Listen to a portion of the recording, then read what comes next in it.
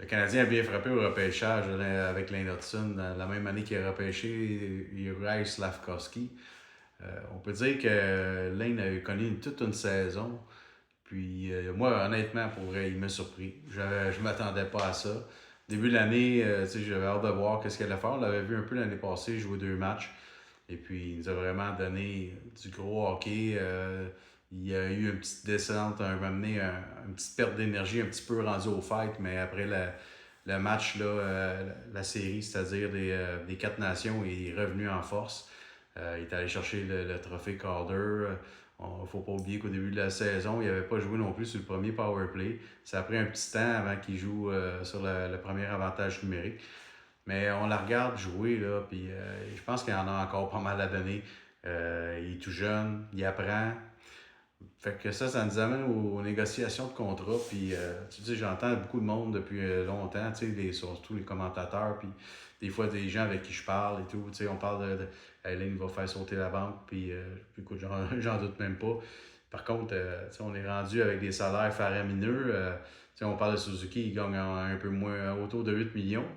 Puis certains parlent que Hudson pourrait être à 10, d'autres disent même 12. Je pense que, écoute, il ne faut pas aller trop loin là-dedans. En tout cas, et puis ça peut arriver qu'il gagne ces montants-là, puis qu'ils s'entendent cet été sur un contrat de 8 ans à des salaires comme ça, mais j'ai comme le feeling, en connaissant un peu le jeune, en le regardant, en connaissant pas personnellement, mais en le regardant jouer, en écoutant ses commentaires, en voyant comment le jeune homme est quand même très humble. Il a l'air d'avoir le focus sur le hockey, sur le Canadien. Il a l'air de bien aimer l'équipe. Et puis, c'est un bon coéquipier. Puis, pas parce qu'il demanderait un gros salaire qu'il serait rien de tout ça, mais de voir le profil du jeune homme, j'ai comme l'impression que ça serait du genre à peut-être prendre un salaire plus raisonnable. Euh, c'est quand même un très bon salaire, tu sais, qui serait, mettons, plus autour du salaire de Nick Suzuki pour ne pas être le joueur qui a le plus gros salaire dans l'équipe. Je le verrais vraiment, tu sais, prendre ça avec un salaire, avec le même salaire que Nick. Et puis, j'ai bien hâte de voir comment que ça va tomber tout ça. Ces négociations-là qui vont sûrement arriver à partir du 1er juillet.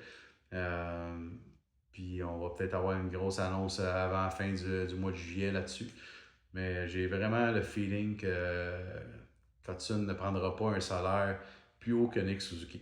Alors, ça reste à voir. Les paris sont ouverts. Puis, si c'est le cas, s'il signe un contrat à la hauteur du contrat de Nick et moins, ben, on va pouvoir se taper des mains parce que ça va nous aider encore pour d'autres joueurs plus tard. Merci.